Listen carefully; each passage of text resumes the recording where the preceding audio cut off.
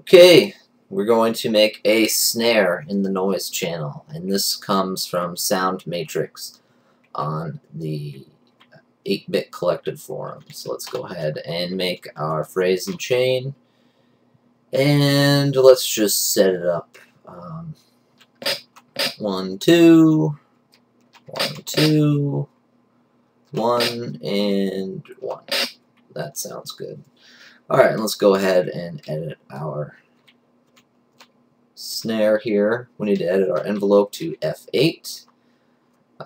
Our length is going to be 2A. And we're going to change our shape to E1.